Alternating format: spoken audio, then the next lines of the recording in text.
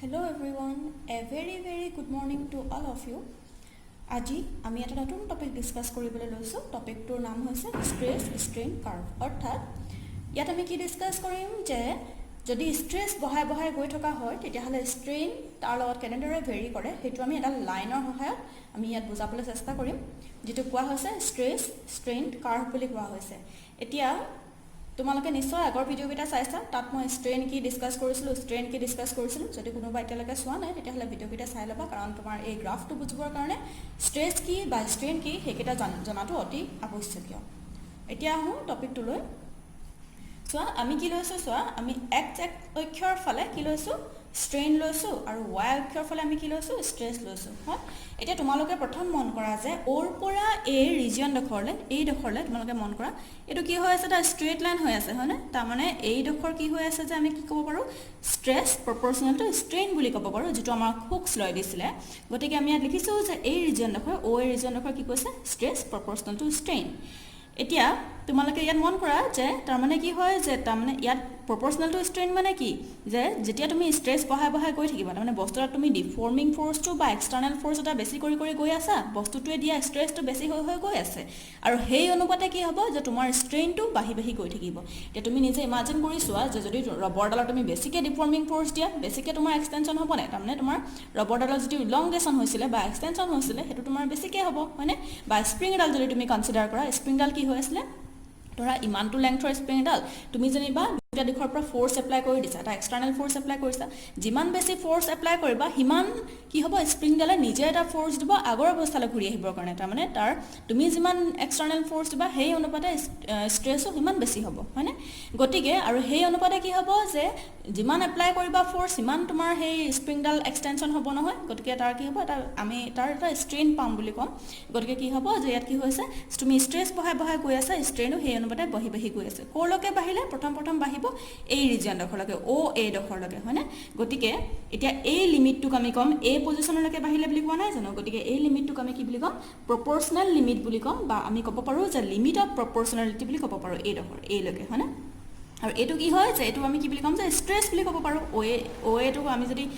নহয় তুমি যদি এইফালে ৱাই এক্সিছ ফালে চাবলৈ যোৱা এই পজিশ্যনলৈকে ষ্ট্ৰেছ কিমানখিনি এইখিনি হয়নে, তো তোমাৰ এইখিনিক আমি কি বুলি ক'ম যে লিমিট অফ প্ৰপৰ্চনেলিটি বুলি ক'ব পাৰোঁ, এইটো এটা ষ্ট্ৰেছ বুলি ক'ব পাৰা লিমিট অফ প্ৰপৰ্চনেলিটি, বা এই পইণ্টক তুমি কি বুলি ক'ব পাৰা লিমিট অফ প্ৰপৰ্চনেলিটি বুলি ক'ব পাৰা। তাৰমানে এই পইণ্টৰলৈকে ষ্ট্ৰেছ তুমি বঢ়াই গৈ থাকিলে ষ্ট্ৰেইনো সেই অনুসাৰে বাঢ়ি গৈ থাকিব হ'ল। তাৰমানে এই ৰিজনডোখৰত কি হয় আমি এতিয়া পালোঁ, গতিকে ইয়াৰ এই পইণ্টটোক আমি কি বুলি ক'ম লিমিট অফ প্ৰপৰ্চনেলিটি বা প্ৰপৰ্চনেল লিমিট। গতিকে এইটো মই লিখি দিছোঁ ইয়াতে যে এটা আহিব প্ৰপৰ্চনেল লিমিট হ'লনে, লিমিট ইয়াত আৰু এটা আমাৰ কাৰণে এইটো প্ৰপৰ্চনেল লিমিট হৈ গ'ল। তাৰপিছতে এতিয়া তোমালোকে মন কৰা যে এৰ পৰা বিলৈকে লাইনডাল কেনেকুৱা হৈছে, অলপ এনেকুৱা বেকা টাইপ হৈছে মানে অলপ কাৰ্ভ টাইপ আহিছে লাইনডাল। তো এতিয়া এইডোখৰ আমি প্ৰপৰ্চনেল বুলি ক'ম জানো, কাৰণ তোমাৰ চোৱা তুমি ষ্ট্ৰেছ যিমান বঢ়াবা সেই অনুসাৰে ষ্ট্ৰেইন নাবাঢ়ে, গতিকে এইডোখৰ তোমাৰ ষ্ট্ৰেইট লাইন হৈ থকা নাই, অলপ কাৰ্ভ লাইন হৈ আছে, গতিকে এইডোখৰ আমি প্ৰপৰ্চনেল বুলি এতিয়া নকওঁ। কিন্তু এই বি পজিশ্যনলৈকে আমি কেলৈ লিখিছোঁ এইটো তোমালোকে মন কৰা যে বি পজিশ্যনটো এটা তোমাৰ ইম্পৰ্টেণ্ট পইণ্ট হয় বুলি আমি ক'ব পাৰোঁ। কেলৈ ক'ম তোমালোকে চোৱা বি পইণ্টটোক আমি কি বুলি ক'ম ইলাষ্টিক লিমিট বুলি ক'ম। তাৰমানে তুমি যদি বি পইণ্টলৈকে যিমানখিনি ষ্ট্ৰেছ হৈছে সিমানখিনি ষ্ট্ৰেছ যদি বস্তুটো যদি দিয়া হয়, তাৰমানে তুমি ইমানখিনি এক্সটাৰ্নেল ফ'ৰ্চ দিছা যাতে বস্তুটোৱে তোমাক বি পইণ্টলৈকে ষ্ট্ৰেছ দিছে, উল্টাই তোমাৰ বি পইণ্টলৈকে ষ্ট্ৰেছ দিছে, তেতিয়াহ'লে কি হ'ব যে সেই বি পইণ্টটোক আমি ইলাষ্টিক লিমিট বুলি ক'ম। তাৰমানে এই পইণ্টটোৰ ভিতৰত বস্তুটোক যদি তুমি এক্সটাৰ্নেল ফ'ৰ্চ এটা দিয়া, যেতিয়া ফ'ৰ্চটো ৰিমুভ কৰা বস্তুটো আগৰ অৱস্থালৈ ঘূৰি আহিব, কিন্তু যদি ইয়াতকৈ বেছিকৈ ষ্ট্ৰেছ দি দিয়া হয় তেতিয়াহ'লে কি হ'ব যে বস্তুটো আগৰ অৱস্থালৈ ঘূৰি আহিব নোৱাৰে। গতিকে বি পইণ্টটোক আমি কি বুলি ক'ম ইলাষ্টিক লিমিট, বা এইটো পইণ্টেই যিহেতু তোমাৰ ইলাষ্টিক বিহেভিয়াৰ কাৰণে শেষ পইণ্ট, গতিকে ইয়াক আমি কি বুলি ক'ম ইল্ড পইণ্ট বুলি ক'ব পাৰোঁ। গতিকে ইয়াত লিখা হৈছে চোৱা এ বি ৰিজনডোখৰ প্ৰপৰ্চনেল নহয়, গতিকে এ বি ৰিজন আমি নট প্ৰপৰ্চনেল বুলি লিখিছোঁ, আৰু বি পইণ্টটোক কি বুলি কোৱা হৈছে যে ইলাষ্টিক লিমিট বুলি কোৱা হৈছে অৰ ইল্ড পইণ্ট বুলি কোৱা হৈছে। তাৰমানে বি পইণ্টতকৈ যদি তুমি আৰু বেছি ষ্ট্ৰেছ বঢ়াই দিয়া, মানে আৰু বেছি ওপৰলৈ ষ্ট্ৰেছ বঢ়াই দিলা, তেতিয়া কি হ'ব যে বস্তুটোৱে পুনৰ আগৰ অৱস্থালৈ ঘূৰি আহিব নোৱাৰিব। স্প্ৰিং এডাল তুমি যেনিবা এটা লিমিটৰলৈকেহে তোমাৰ দিলে মানে তাৰ আগৰ অৱস্থালৈ সম্পূৰ্ণৰূপে আগৰ অৱস্থালৈ ঘূৰি আহিব পাৰে, তাতকৈ যদি তুমি বেছি ফ'ৰ্চ এপ্লাই কৰি দিয়া কি হ'ব যে সি তাৰ যিটো তোমাৰ ষ্ট্ৰেইন আছিলে সেইটো অলপ হ'লেও লৈ যাব বা লিকুইডিটো অকমান হলেও তাত থাকি যাব গতিকে আমি বি পয়েন্টটো কি বুলি কম ইলাষ্টিক লিমিট বুলি কম এটো মই লিখি দিছো যে এটো কি বুলি কম আমি ইলাষ্টিক লিমিট বুলি কম ইলাষ্টিক লিমিট বা ইল্ড পয়েন্ট বুলি ক'ব পাৰিম হল বুজিছা তোমালোকে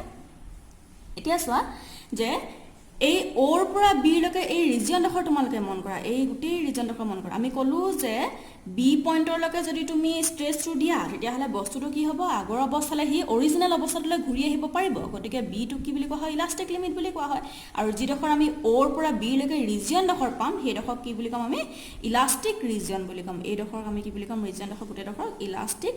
ৰিজিয়ন বুলি কম হল বুজিছা তোমালোকে গতিকে এতিয়া বি পয়েন্ট আমি ইলাষ্টিক লিমিট বুলি কলো বা ইল্ড পয়েন্ট বুলি কলো আৰু ও বি লৈকে ৰিজিয়ন ডখৰক আমি কম যে ইলাষ্টিক ৰিজিয়ন বুলি কম হল এটা নেক্সট আহিছো বি ৰ পৰা ডি লৈকে কি হৈছে সেই বস্তুখিনি তোমালোকে মন কৰা বি ৰ পৰা ডি লৈকে আমি যিকোনো এটা পজিশন লৈ লৈছো যে সি বুলি লৈছো তোমালোকে সি টো ইয়াতো ল'ব পাৰা বা ইয়াতো ল'ব পাৰা তাৰমানে কি হৈছে যে বি ৰ পৰা ডি লৈকে যিকোনো এডখৰ জায়গাত তুমি কি হৈছে ষ্ট্ৰেছ যদি আৰু বেছি যদি বঢ়াই দিয়া বিট কৈ যদি বি পয়েন্টলৈকে যিমান ষ্ট্ৰেছ আছিল তাতকৈ যদি তুমি ষ্ট্ৰেছ বঢ়াই দিয়া তেতিয়া হলে চোৱা কম ষ্ট্ৰেছ দিওতে ষ্ট্ৰেইনটো কেনেকুৱা হৈছে যে বহুত বেছি বাঢ়িছে হয়নে তুমি ষ্ট্ৰেছটো কিমান দিছা বহুত কম পৰিমাণে দিয়া হৈছে তাৰমানে ডিফৰ্মিং ফৰ্চটো তোমাৰ আগতকৈ মানে বহুত বেছি দিয়া হোৱা নাই জাস্ট অলপ বেছি দি দিছা লিমিটটোতকৈ বি লিমিটতকৈ অলপ বেছি দি দিছা তেতিয়া কি হ'ব যে ষ্ট্ৰেছটো সেই অনুসাৰে বাঢ়িব আৰু কিন্তু ষ্ট্ৰেইনটো কি হৈছে চোৱা ষ্ট্ৰেইনটো কম ষ্ট্ৰেছ পাওঁতে বহুত বেছি ষ্ট্ৰেইন হৈ গৈছে দেখিছা নহয় তোমালোকে বি লৈকে বহুতখিনি ষ্ট্ৰেইন হৈ আহি গৈছে গতিকে এডখৰটো এতিয়া প্ৰপৰ্শনাল হৈ থকা নাই লগতে কি হ'ব যে ইয়াত এতিয়া তোমাৰ কি হ'ব যে যদি তুমি এতিয়া যদি তোমাৰ সেই এক্সটাৰ্নেল ফৰ্সটো ৰিমুভ কৰি দিয়া বস্তুটো তেতিয়া হলে আগৰ অৱস্থালৈ সম্পূৰ্ণৰূপে ঘূৰি নাহে তাৰ মানে ইয়াত আমি কি বুলি ক'ম যে এটা পাৰ্মানেন্ট ষ্ট্ৰেইন এটা থাকি যাব বুলি ক'ম গতিকে ইয়াত লিখা হৈছে চোৱা between B and D any point যিকোনো এটা পজিশন ধৰিছো বি আৰু ডিৰ মাজত যে ইয়াৰ লৈকে তুমি যেনিবা দিলা ষ্ট্ৰেছটো বা ইয়াৰ লৈকে ষ্ট্ৰেছটো দিলা কি হ'ব তুমি যদি ষ্ট্ৰেছটো আঁতৰাই দিয়া বা তুমি যদি এক্সটাৰ্নেল ফৰ্সটো ৰিমুভ কৰি দিয়া বস্তুটো কি হ'ব সম্পূৰ্ণৰূপে আকৌ সেই আগৰ অৱস্থালৈ ঘূৰি নাহে তাৰমানে তাত তোমাৰ পাৰ্মানেন্ট সেট থাকি যাব যদি আমি সি পয়েন্ট বুলি কনসিডাৰ কৰো সি পয়েন্টত পাৰ্মানেন্ট সেটটো কেনেকৈ থাকিব তোমালোকে মন কৰা যে এটো যদি আমি এনেকে লাইন দি আকো তুমি ফৰ্স ৰিমুভ কৰি দিয়া পিছত কি হ'ব যে তোমাৰ এটো এনেকে এনে ধৰণে আহি যাব সম্পূৰ্ণৰূপে এটো নাপায়হি এনে ধৰণে আহিব বা এনেকৈ আহিলেতো টোটাল তোমাৰ কি থাকিলে এই পোৰশন ডখৰ যে এই পোৰশন ডখৰ সম্পূৰ্ণৰূপেটো হি আগৰ অৱস্থালৈ ঘূৰি নাহিলে যি ডখৰ থাকিলে তাৰ হেডখৰ কি হৈ যাম আমি অকমান ষ্ট্ৰেইন থাকি গল নহয় কম পৰিমাণে ষ্ট্ৰেইন অলপ থাকি গল আৰু সেই ষ্ট্ৰেইনটোক আমি কি বুলি ক'ম যে এটা পাৰ্মানেন্ট সেট থাকি যোৱা বুলি ক'ম বা বস্তুটো এটা কি হ'ব পাৰ্মানেন্ট এটা ষ্ট্ৰেইন একুৱায়াৰ কৰি ললে তাৰ মানে যদি তুমি তাত ফৰ্স ৰিমুভ কৰি দিয়া একদম সম্পূৰ্ণৰূপে অৰিজিনেল অৱস্থালৈ ঘূৰি নাহে ইমাজিন কৰিছোৱা যে ইমানটো লেন্থৰ বস্তুটা আছিলে তুমি তাত ফৰ্স এপ্লাই কৰিছিলা তাৰ মানে বস্তুটো এটা আসলে নিজে কি কৰিব এটা ষ্ট্ৰেছ দিছিলে তুমি ফৰ্স এপ্লাই কৰাৰ কাৰণে এক্সটাৰ্নেল ফৰ্স এটা এপ্লাই কৰাৰ কাৰণে বস্তুটো তাৰ পৰা ষ্ট্ৰেছ দিলে আৰু সেই ষ্ট্ৰেছটোৰ কাৰণে কি হ'ল বা তুমি এক্সট্ৰা এপ্লাই কৰা ফৰ্সৰ কাৰণে কি হ'ল বস্তুটো অকমান ইলংগেশন হৈছিলে ইমান ডখৰলৈকে ইলংগেশন হৈ গৈছিলে বুলি ধৰা প্ৰথম আছিলে ইমানটো তাৰ পিছতে হৈ গৈছিলে ইমানটো হ'লনে যেতিয়া তুমি ফৰ্সটো ৰিমুভ কৰি দিবা তেতিয়া কি হ'ল যে বস্তুটো তোমাৰ ইমান ডখৰলৈকেহে ঘূৰি আহিলে পুৰা আগৰ অৱস্থালৈ ইমানটোলৈকে ঘূৰি নাহিলে যিটো তোমাৰ অৰিজিনেল লেন্থ আছিলে সেই ডখৰলৈকে ঘূৰি আহিব নোৱাৰিলে অকমান আহিলে কিন্তু অলপ কম পৰিমাণে আহিলে তাৰ মানে কি হ'ল তাত এটা তোমাৰ কি হ'ল যে এটা তোমাৰ ডিফৰ্মেশন এটা থাকি গ'ল নহয় গতিকে হেতুক আমি কি বুলি ক'ম যে এটা পাৰ্মানেন্ট ষ্ট্ৰেইন থাকি যোৱা বুলি ক'ম বা এটা পাৰ্মানেন্ট সেট এটা থাকি যোৱা বুলি ক'ম হ'ল এতিয়া তোমাৰ এই লাইনডাল তোমালোকে আকৌবাৰ মন কৰা চোৱা এডাল যে আমাৰ বাঢ়ি গৈ আছে সি লৈকে বাঢ়িলে হয়নে তাৰ পিছতে কি হৈ গ'ল এতিয়া সি পয়েন্টত আমি কি কৈছো যে তোমাৰ ফৰ্সটো ৰিমুভ কৰাৰ লগে লগে হি বেক হৈ একদম অৰিজিনেল অৱস্থালৈ ঘূৰি নাহে তাৰ এটা তোমাৰ পাৰ্মানেন্ট ষ্ট্ৰেইন এটা থাকি যাব সেই যে আমি যে এতিয়া ফৰ্সটো ৰিমুভ কৰাৰ পাছতো যে তাৰ এটা পাৰ্মানেন্ট সেট এটা থাকি গৈছে এতিয়া গতিকে আমি এই ডখৰক আমি কি বুলি ক'ম O A B C P আৰু O এটো আমি P বুলি লৈছো পইণ্টটো এই এটালক আমি কি বুলি ক'ম যে তোমাৰ হিষ্টাৰচিছ কাৰ্ভ বুলি ক'ম বা ইলাষ্টিক হিষ্টাৰচিছ বুলি ক'ম হয়নে গতিকে এতিয়া তোমালোকে চোৱা যে যিহেতু তোমাৰ আমি আগতে আমাৰ ফাৰ্স্ট ক্লাছত ডিসকাস কৰা হৈছিল যে যেতিয়া তোমাৰ ইলাষ্টিক বিহেভিয়াৰটো বাঢ়ি যায় তেতিয়া কি হৈ যায় প্লাষ্টিক বিহেভিয়াৰ কমি যায় আৰু যদি তোমাৰ ইলাষ্টিক বিহেভিয়াৰ কমি যায় তেতিয়া হলে প্লাষ্টিক বিহেভিয়াৰ বাঢ়ি যায় এতিয়া চোৱা বি ৰ পৰা ডি লৈকে এইখিনি জেগাত কি হৈছে যে ইলাষ্টিক বিহেভিয়াৰটো কমি গৈছে হয়নে গতিকে হি পুৰা সম্পূৰ্ণ আগৰ অৱস্থালৈ ঘূৰি আহিব পৰা নাই গতিকে আমি কি বুলি ক'ম ইলাষ্টিক বিহেভিয়াৰটো কমি গৈছে বুলি ক'ম এতিয়া ইলাষ্টিক বিহেভিয়াৰ কমি যোৱা মানে কি যে তাৰ প্লাষ্টিক বিহেভিয়াৰটো বাঢ়ি যাব গতিকে আমি সেই বি ৰ পৰা ডি লৈকে সেই ৰিজিয়ন ডখৰ এটা নাম দিছো যে প্লাষ্টিক ৰিজিয়ন বুলি ক'ম বি ৰ পৰা ডি লৈকে যি ডখৰ আমি ৰিজিয়ন পাম তাক আমি কি বুলি ক'ম প্লাষ্টিক ৰিজিয়ন বুলি ক'ম হ'ল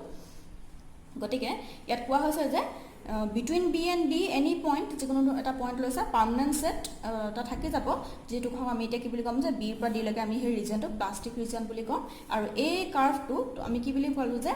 অ'ৰ পৰা চিলৈকে আমি গ'লোঁ, কিন্তু আকৌ বেক হৈ যেতিয়া তুমি ষ্ট্ৰেছটো আঁতৰাই দিবা তেতিয়া আকৌ বেক হৈ তুমি ইয়াৰলৈকে ঘূৰি আহিব নোৱাৰা, একেটা ৰাস্তাতে ঘূৰি আহিব নোৱাৰা, অৰ্থাৎ তুমি সেই কাৰ্ভটো ৰিট্ৰেষ্ট কৰিব নোৱাৰা। গতিকে কি হৈছে যে এই লুপটোক আমি কি বুলি ক'লোঁ এতিয়া হিষ্টাৰচিছ লুপ বুলি ক'লোঁ। OABCPO এই লুপটোক আমি হিষ্টাৰচিছ বুলি ক'লোঁ বা হিষ্টাৰচিছ ইলাষ্টিক হিষ্টাৰচিছ বুলি ক'লোঁ। তাৰপাছত এতিয়া আমি ইয়াৰ পিছৰখিনি ডিছকাছ কৰিম ডি পইণ্ট আৰু ই পইণ্ট, এই ৰিজিয়নডোখৰ আমি এতিয়া ডিছকাছ কৰিম। এতিয়া তোমালোকে মন কৰা যে ডি পইণ্টত কি হৈছে যে ডি পইণ্টত ষ্ট্ৰেছটো মেক্সিমাম হৈছে। তুমি যদি এইফালে যদি চোৱা দেখিবা যে ডি পইণ্টত ষ্ট্ৰেছ মেক্সিমাম হ'ল।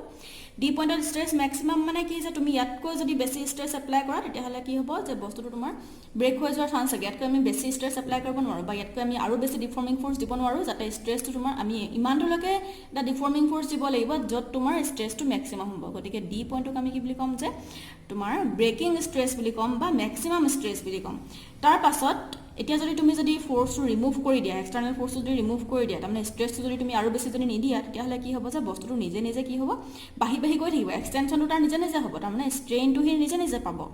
এতিয়া কেনেকৈ পাব তুমি চোৱা, তুমি যদি ফ'ৰ্চটো ৰিমুভ কৰি দিয়া কি হৈছে even after removal of deforming force wire flows, তাৰমানে কি হৈ যাব ৱায়াৰবিলাক লিকুইড মলিকুলবিলাক যেনেকৈ ফ্ল' হৈ যায় যে তেনেকৈ তোমাৰ সেই ৱায়াৰটো এক্সটেণ্ড হৈ যাব। চাব যেনেকৈ তোমাৰ এডাল কি হৈ যায় শকত তোমাৰ ৱায়াৰডাল আছিলে, তুমি যেনিবা লোড বঢ়াই বঢ়াই গৈ আছা, বস্তুটো এক্সটেনশ্যন হৈ গৈ আছে। এটা সময়ত তুমি একদম মেক্সিমাম লিমিট এটা পালা, মেক্সিমাম ষ্ট্ৰেছ এটা দিলা, তাৰপিছত তুমি যেনিবা আৰু ষ্ট্ৰেছ দিবলৈ বন্ধ কৰি দিলা, তেতিয়া কি হ'ব যে বা তুমি এক্সটাৰ্নেল ফ'ৰ্চ দিবলৈ বন্ধ কৰি দিলা যাৰ কাৰণে ষ্ট্ৰেছটো নাইকিয়া হৈ গ'ল আৰু বেছি নবঢ়া হৈ গ'ল। তেতিয়া কি হ'ব যে বস্তুটো নিজে নিজে তোমাৰ একদম মানে পাতলা হৈ আৰু বেছি এক্সটেনশ্যন হৈ গৈ থাকিব, তাৰমানে তোমাৰ ৱায়াৰডাল কি হৈ গ'ল আৰু বেছি ক্ষীণ হৈ গৈ থাকিব। তাৰমানে তুমি এইটো এনেকৈ কনচিডাৰ কৰিব পাৰা মেগী তোমালোকেতো চবেই খোৱা বা চেৱাই খোৱা নহয়, তো তাত কি হ'ল যে তোমালোকে দেখিবা যে যদি তুমি মুখল মেগী এডাল যদি লৈ থাকা তেতিয়াহ'লে কি হয় এটা সময়ত মেগীডাল কি হ'ল দীঘল দীঘল হৈ কি হৈ যায়, এটা সময়ত নিজে নিজে ব্ৰেক হৈ নাযায় জানো। তাৰমানে কি হৈ যায় তুমি ষ্ট্ৰেছটো ৰিমুভ কৰাৰ পিছতো নিজে নিজে তোমাৰ সেই বস্তুটো বেছি তোমাৰ আৰু বেছি এক্সটেনশ্যন হৈ গৈ থাকিব আৰু লাষ্টত এনেকুৱা এটা পইণ্ট পাব য'ত তোমাৰ সেই বস্তুটো ব্ৰেক হৈ যাব। যদি তুমি ৱায়াৰ লোৱা ৱায়াৰডাল ব্ৰেক হ'ব, যদি তুমি স্প্ৰিং লোৱা স্প্ৰিংডাল ব্ৰেক হৈ যাব। তাৰমানে কি হৈ যায় এটা তোমাৰ নিৰ্দিষ্ট পইণ্টলৈকেহে তুমি ফ'ৰ্চটা এপ্লাই কৰিব পাৰিবা। এতিয়া যিটো পইণ্টত বস্তুটো ব্ৰেক হৈ গ'ল সেই পইণ্টক আমি কি বুলি ক'ম যে ফ্ৰেকচাৰ পইণ্ট বুলি ক'ম। যিটো পইণ্টত ব্ৰেক হ'ল বস্তুটো তাক আমি কি বুলি নাম দিছোঁ ফ্ৰেকচাৰ পইণ্ট বুলি নাম দিছোঁ, হয়নে। গতিকে এতিয়া আমি ইমানখিনি পঢ়িলোঁ যে কাৰ্ভডাল কি হৈ যায় OAলৈকে প্ৰপ'ৰ্চনেল এটা মেইনটেইন কৰি থাকে। গতিকে এইটো কি বুলি কোৱা হয় প্ৰপ'ৰ্চনেল লিমিট। তাৰপিছতে বি পইণ্টটোলৈকে তুমি যদি এটা ফ'ৰ্চ দিয়া তেতিয়াহ'লে কি হৈ যাব সেইটো ষ্ট্ৰেছত কি হ'ব বস্তুটোৱে আগৰ অৱস্থালৈ ঘূৰি আহিব পাৰিব আৰু কি হ'ব তাতকৈ যদি তুমি বেছিকৈ এটা এক্সটাৰ্নেল ফ'ৰ্চ দি দিয়া বা ডিফৰ্মিং ফ'ৰ্চ দি দিয়া তেতিয়াহ'লে কি হৈ যাব যে বস্তুটো এটা প্লাষ্টিক বিহেভিয়াৰ দেখুৱাব, যাতে মানে সিহঁতি একদম অৰিজিনেল অৱস্থালৈ ঘূৰি আহিব নোৱাৰে। এটা তাত তোমাৰ পাৰ্মানেণ্ট ষ্ট্ৰেইন এটা থাকি যাব আৰু তাতকৈ যদি তুমি এতিয়া যদি ষ্ট্ৰেছটো ৰিমুভ কৰি দিয়া কি হ'ব যে নিজে নিজে তাৰ এক্সটেনশ্যন হৈ গৈ থাকিব আৰু এটা সময়ত কি হ'ব যে বস্তুটো ব্ৰেক হৈ গুচি যাব। ইমানখিনি আছিলে তোমাৰ ষ্ট্ৰেছ ষ্ট্ৰেইন কাৰ্ভৰ কাৰণে হৈ গ'ল। আটাই বুজি পাইছা। এতিয়া আমি কি কৰিম যে এইটোৰ ওপৰত ডিপেণ্ড কৰি এই কাৰ্ভডালৰ ওপৰত ডিপেণ্ড কৰি আমি বস্তুবিলাকৰ কি উলিয়াম যে ডাক্টাইল মেটেৰিয়েল কি হয় বা মেলিয়েবল মেটেৰিয়েল কি হয় বা ব্ৰিটেল মেটেৰিয়েল কি হয় আৰু ইলাষ্টমাৰ কি হয় সেইখিনি বস্তু আমি ডিছকাছ কৰিম। এতিয়া ডাক্টাইল মেটেৰিয়েল বুলি ক'লে প্ৰথমতে কি আহিব তোমালোকে চোৱা, ইয়াত লিখি লৈছোঁ যে ডাক্টাইল মেটেৰিয়েল বা তুমি এইটো টেনচাইল মেটেৰিয়েল বুলি ক'ব পাৰা। টেনচাইল মেটেৰিয়েল মানে কি যে বেছিকৈ সি টেনশ্যন এটা ল'ব পাৰে, মানে বেছিকৈ তোমাৰ ষ্ট্ৰেছ এটা ল'ব পাৰিছে ধৰা, সেইটো ক'বা হ'ব টেনচাইল মেটেৰিয়েল বা ডাক্টাইল মেটেৰিয়েল। ডাক্টাইল মেটেৰিয়েল মানে কি ধৰা তোমাৰ ইমানটো ধৰা এটা তোমাৰ ৱায়াৰডাল আছে, তুমি যেনিবা ইয়াক যেনিবা কি কৰিলা ফ'ৰ্চ এটা দিয়াৰ কাৰণে সি একদম তোমাৰ ক্ষীণ হ'ব পাৰিলে, তাৰমানে তোমাৰ একদম এক্সটেনশ্যনটো যাৰ বেছি হ'ব পাৰে। মানে আমি যদি ক'বলৈ যাওঁ যে material which have large plastic range, তাৰমানে তাৰ ইয়াৰ পৰা ইয়াৰলৈকে ৰেঞ্জটো বেছি হ'ব, যদিও সি আগৰ অৱস্থালৈ ঘূৰি আহিব নোৱাৰে কিন্তু তাৰ কি হ'ব যে বিৰ পৰা ডিলৈকে তাৰমানে তাৰ সেই প্লাষ্টিক ৰিজনটো যিবিলাক মেটেৰিয়েলৰ বেছি সেইবিলাকক আমি কি বুলি ক'ম ডাক্টাইল মেটেৰিয়েল বুলি ক'ম। বা তুমি টানি দীঘল কৰিব পৰা যিবিলাক মেটেৰিয়েলক সেইবিলাকক আমি ডাক্টাইল মেটেৰিয়েল বুলি ক'ম। বা মেলিয়েবল বুলি ক'লে মানে কি হ'ব যে তোমাৰ পাত এখিলা সোণৰ পাত গ'ল্ড ফইল, শুনিছা নহয় গ'ল্ড ফইল, তো সেই গ'ল্ড ফইলটো আমি তোমালোকে গ'ল্ড ফইলৰ কথা ক'ত পাইছিলা কোৱাচোন, ৰাদাৰফ'ৰ্ড এক্সপেৰিমেণ্টত পোৱা নাছিলা জানো ক্লাছ 10ত। তো তোমাৰ সেই গ'ল্ড ফইল বা সোণৰ পাতখিলা কি হ'ব যে তোমাৰ মেলিয়েবল বুলি আমি ক'ম। তাৰমানে তোমাৰ যদি পাতখিলা ইমানখিনি আছে তুমি ফ'ৰ্চ এপ্লাই কৰি তাক ইমানটোলৈকে এক্সটেনশ্যন কৰিব পাৰা, গতিকে সেনেকুৱা মেটেৰিয়েলবিলাক আমি মেলিয়েবল মেটেৰিয়েল বুলি ক'ম। তাৰমানে সেনেকুৱা মেটেৰিয়েলবিলাকৰ কি হ'ব যে তোমাৰ এই তোমাৰ যিটো তোমাৰ প্লাষ্টিক ৰিজন আছিলে সেই প্লাষ্টিক ৰিজনটো বেছি থাকিব বা তোমাৰ ডাক্টাইল যিখিনি মেটেৰিয়েল বা টেনচাইল যিখিনি মেটেৰিয়েল, টেনচাইল তোমাৰ ফ'ৰ্চটো তোমাৰ টেনচাইল মেটেৰিয়েলবিলাকৰ কি থাকিব যে তোমাৰ এই প্লাষ্টিক ৰিজনটো বেছি থাকিব। টেনচাইল মানে কি টেনশ্যন ল'ব পাৰিছে, দুটা চাইড এটা টেনশ্যন ল'ব পাৰিছে কাৰণে বস্তুটো ইলংগেট হৈ গৈছে বা এক্সটেনশ্যন হৈছে, তো সেনেকুৱা মেটেৰিয়েলবিলাকক ডাক্টাইল বুলি ক'ব। হল বুজিছা তোমালোকে এতিয়া ব্ৰিটল মেটেৰিয়েল বুলি ক'লে কি আহিব ব্ৰিটল মেটেৰিয়েল বুলি ক'লে কোনবিলাক আহিব যে যিবিলাক মেটেৰিয়েল একদম তাহাঁতৰ প্লাষ্টিক ৰিজনটো খুব কম পটককৈ ভাঙি যায় প্লাষ্টিক ৰিজন বহুত কম তো সেইবিলাকৰ মেটেৰিয়েল কি বুলি ক'ম ব্ৰিটল মেটেৰিয়েল বুলি ক'ম তাৰমানে তোমাৰ এটা ৰেঞ্জ পোৱাৰ পিছত সি আকৌ তোমাৰ এটা প্লাষ্টিক এটা তোমাৰ পাৰ্মানেণ্ট ছেট একোৱাৰ হ'বলৈ নাথাকে আৰু ডাইৰেক্ট ভাঙি যাব যেনেকৈ তোমাৰ গ্লাছটো কি হ'ব যে আমি ব্ৰিটল মেটেৰিয়েল বুলি ক'ম হয়নে গতিকে আমি ব্ৰিটল মেটেৰিয়েল বুলি ক'লে আমি ডেফিনেশ্যন বুলি ক'লে কি বুলি ক'ম যে the material which have very small range of plastic extension এইডোখৰ যিডোখৰ আছিলে প্লাষ্টিক এক্সটেনশ্যনডোখৰ কি হ'ব বহুত স্মল হ'ব তো সেইবিলাকক আমি কি বুলি ক'ম ব্ৰিটল মেটেৰিয়েল বুলি ক'ম যেনেকৈ তোমাৰ গ্লাছ আহিলে হ'ল তাৰপিছতে নেক্সট আহিছে ইলাষ্টমাৰ বুলি ক'লে এতিয়া আমি কি বুজিম যে তোমালোকে মন কৰা চোৱা যিবিলাক মেটেৰিয়েলৰ ইলাষ্টিক ৰিজিয়নটো বহুত ডাঙৰ তোমাৰ এই এতিয়া মেটেৰিয়েল এটা ধৰা যে তাৰ ইলাষ্টিক ৰিজন ইয়াৰ পৰা ইয়াৰলৈকে যিখিনি থাকিব ইলাষ্টিক ৰিজন সেইখিনি যিবিলাক মেটেৰিয়েল বহুত বেছি থাকিব সেইবিলাক মেটেৰিয়েলক আমি কি বুলি ক'ম ইলাষ্টমাৰ বুলি ক'ম আৰু আচলতে ইলাষ্টমাৰবিলাকে কি হয় হুকছ লটো অবে নকৰে ইলাষ্টমাৰৰ কাৰণে ষ্ট্ৰেচ ষ্ট্ৰেইনৰ গ্ৰাফডাল কেনেকুৱা হয় এনেকুৱা ধৰণৰ এটা লাইন পাম এতিয়া এই লাইনডালত চোৱা যদি হুকছ ল অবে কৰিলেহেঁতেন তেতিয়াহ'লে কি হ'লহেঁতেন বস্তুটো তোমাৰ এনেকৈ আমি ষ্ট্ৰেইট লাইন এডাল পালোহেঁতেন হয়নে কিন্তু ইয়াত আমি ষ্ট্ৰেইট লাইন যিহেতু পোৱা নাই গতিকে আমি ক'ব পাৰোঁ যে ইলাষ্টমাৰবিলাকে হুকছ ল অবে নকৰে এতিয়া তাৰমানে এনেকুৱা হ'ল যে ইলাষ্টমাৰবিলাকক তুমি যিমানেই তুমি ফ'ৰ্চ নিদিয়া লাগে এক্সটাৰ্নেল ফ'ৰ্চ নিদিয়া লাগে সিমানেই বস্তুটো বেছি ডিফৰ্ম হ'ব নহয় তাৰপিছত তুমি ফ'ৰ্চটো ৰিমুভ কৰি দিয়াৰ লগে লগে সেই আগৰ অৱস্থালৈ যেনেকৈ হ'লে ঘূৰি আহিবই তাৰমানে তো সেইবিলাকৰ বস্তু কি বুলি কোৱা হয় ইলাষ্টমাৰ বুলি কোৱা হয় ইয়াৰ এটা এক্সাম্পল যদি ক'বলৈ কোৱা হয় তেতিয়াহ'লে যিবিলাক টিচু আমাৰ বডিত যিবিলাক টিচু থাকে যিবিলাক টিচুৱে তোমাৰ হাৰ্টৰ পৰা ব্লাডখিনি কেৰি কৰি নিয়ে সেই টিচুবিলাকক যিবিলাকক এৰোটা বুলি কোৱা হৈছে নাম দিয়া হৈছে এৰোটা তো সেইখিনি কি বুলি কোৱা হয় ইলাষ্টমাৰ বুলি কোৱা হয় তাহাঁতে কি হয় একদম পূৰা ইলাষ্টিক ৰিজনটো বহুত বেছি ডাঙৰ থাকে আৰু তাহাঁতক যিমানেই তুমি ফ'ৰ্চ নিদিয়া লাগে সিহঁতি আকৌ আগৰ অৱস্থালৈ ঘূৰি আহিবই ইলাষ্টিক ৰিজন লাৰ্জ হ'লে মানে আমি কি বুলি ক'ম ইলাষ্টমাৰ বুলি ক'ম যদি ইয়াৰ ডেফিনেশ্যন কোৱা হয় তেতিয়াহ'লে আমি এনেধৰণে ক'ম যে the material which can be elastically stretch to large value of strain are call elastomer বুলি ক'ম হ'ল এতিয়া তোমালোকক যদি গ্ৰাফ দুডাল দিয়ে যে ধৰা তোমাক মই ইয়াত একে দেখাইছোঁ চোৱা এটা একে দেখাইছোঁ ধৰা ষ্ট্ৰেচ আৰু ষ্ট্ৰেইন আছে এফালে আছে তোমাৰ ষ্ট্ৰেইন আৰু এফালে আছে তোমাৰ ষ্ট্ৰেচ